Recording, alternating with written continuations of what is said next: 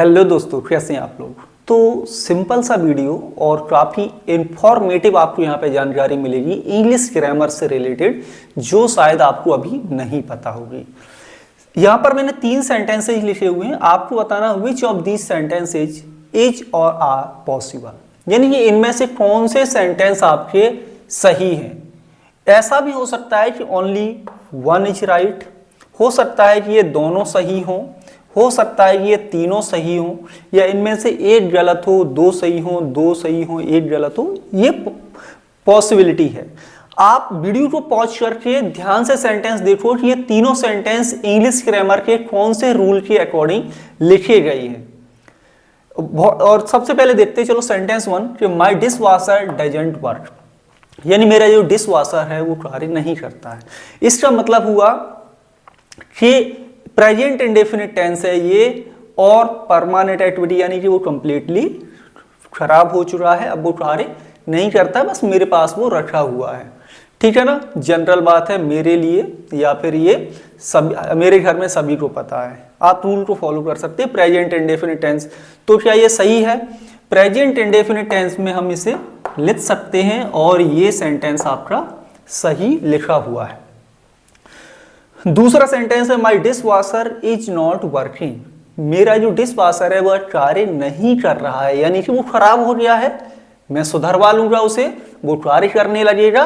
That means something is not happening at the time of speech, या फिर temporary रूप से कोई कार्य हो रहा है या कोई कार्य नहीं हो रहा है थोड़े समय के लिए, तो ऐसे कार्य को हम प्रेजेंट प्रोग्रेसिव टेंस में लिखते हैं। रूल है, आप लोगों ने पढ़ा होगा।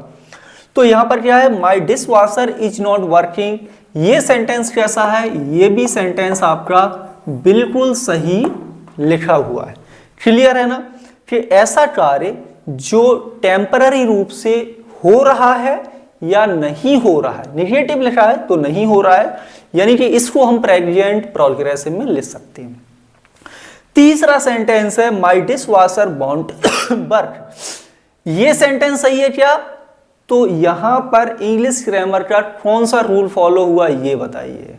चलो सबसे पहले मैं बताता हूं कि ये तीसरा सेंटेंस है, ये आपका राइट है, यानी कि ये तीनों सेंटेंसेज आपके करेक्ट लिखे हुए, लेकिन इस तीसरे सेंटेंस में इंग्लिश ग्रामर का कौन सा रूल फॉलो हुआ, तो ध्यान से सुनना कि कोई कार्य समथिंग वॉन्ट हैपन, इसका मतलब हुआ कि रिफ्यूज के लिए, यानी कि जब भी सेंटेंस में रिफ्यूज की बात हो रही हो, यानी कि रिफ्यूजल्स की बात हो रही हो, है ना, तो ऐसे का सेंटेंसेज को हम, रिफ्यूजल वालों को ध्यान रखना, रिफ्यूज वाले सेंटेंसेज को हम हमेशा फ्यूचर इंडेफिनिट टेंस में लिखते हैं और नॉट लगा के।